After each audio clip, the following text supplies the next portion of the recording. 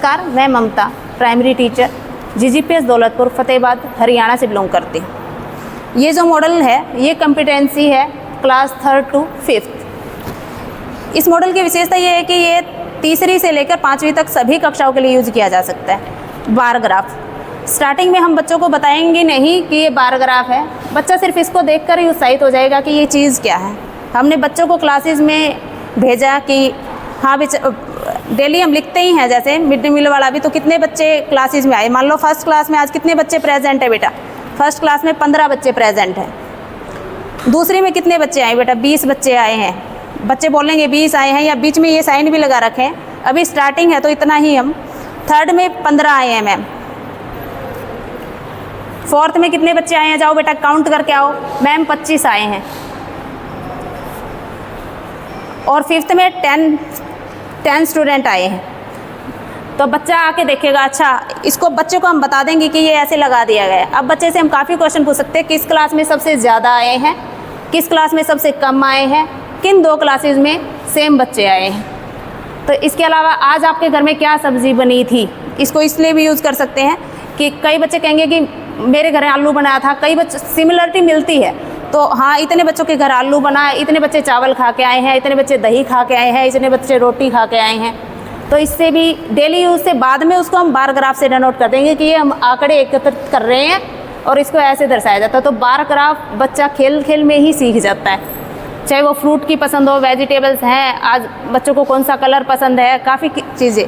तो ये सब सिखाने के बाद बच्चा जो हमारी कॉम्पिटेंसी है उसको ऑटोमेटिक ही बाद में हमें जो एक्सरसाइज वर्क है वो करवाने की ज़रूरत नहीं पड़ती, बच्चा ऑटोमेटिक उसको अपने आप ही आपको करके दिखा देता है। और यानी वो हमें सिखाता है, फिर हमें ये चीज़ ऐसी है जो कि वेस्ट मटेरियल से बनी हुई है और काफ़ी यूज़फुल है। ये जो मॉडल है इसका नाम है मैजिक बॉक्स, और ये वास्तव में ही इसके अंदर से खोल के पता है, बच्चों को पता है मैजिक जादू ऐसा क्या है इसके अंदर। तो इस बॉक्स के अंदर हमने संख्याएं लिखी हैं 100 तक। एक तो इससे हम बच्चे को कोई भी डाइस देके, जहाँ भी बच्चे की डाइस गिरती है बच्चा उस संख्या को रिकॉग्नाइज करेगा, उस अंक को अंक है या संख्या है क्या है, उस संख्या को पढ़कर बताना, संख्या की पहचान हो जाएगी। इसके बाद आती हैं ये हम फर्स्ट क्लास से 5th क्लास तक सभी बच्चों के लिए यूज़ कर सकते हैं। उसके बाद आती है सम संख्याएँ, बच्चे की 3rd क्लास में सम संख्याएँ स्टार्ट हो जाती हैं। जब हम इसको इसके ऊपर रखेंगे तो ये सिर्फ सम संख्याएँ ही शो करेगा, 1 से 100 तक की सम संख्याएँ। जब हम इस कटिंग को इसके ऊपर रखेंगे तो ये सिर्फ विषम संख्याएँ ही शो करेगा, और बच्चा इनको पढ़ पढ़ के और अपने आप ही रिकॉग्नाइज करने लग जाता है। ये इससे हम आरोही अवरोही क्रम, यानी ये मैजिक बॉक्स से इससे काफ़ी कॉम्पिटेंसी हम कर सकते हैं। इधर जा रहा है एरो लगी हुई है तो अवरोही उल्टा चल रहा है, इधर चल रहा है तो आरोही क्रम। इसी तरह 5th क्लास के अंदर हम भाज्य अभाज्य सारी संख्याएं इनको इस मॉडल के थ्रू सिखा सकते हैं। इसके थ्रू पैटर्न भी, स्किप काउंटिंग, काफ़ी कुछ इस बॉक्स के थ्रू किया जा सकता है।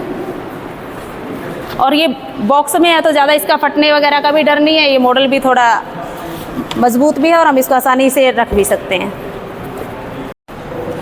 ये जो मॉडल है बच्चों को भिन्न फ्रैक्शन का ज्ञान कराने के लिए, जब बच्चा स्टार्टिंग में ही भिन्न से परिचित होता है। बच्चे को भिन्न बताना तो आसान है, बच्चे को पता है आधी रोटी कितनी होती है, आधा सेब कितना होता है, उसको पता है। जब भी वो घर में 2 भाई बहन चीज़ मांगता है मेरे को इसका आधा चाहिए, लेकिन जब आधा लिखने की बात होती है तो बच्चों को नहीं लिखना आता। वही सिखाने के लिए इस मॉडल का प्रयोग है।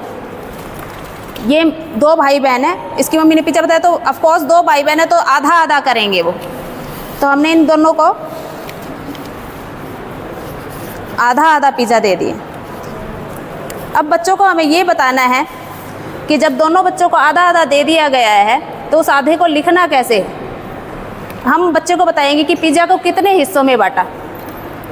हमने पिज़्ज़ा को 2 हिस्सों में बांटा, यानी 2 बच्चों में बांटा, 2 हिस्सों में बांटा, और हर बच्चे को उस 2 हिस्से में से कितना हिस्सा मिला। हर बच्चे को उस 2 हिस्से में से 1 हिस्सा मिला।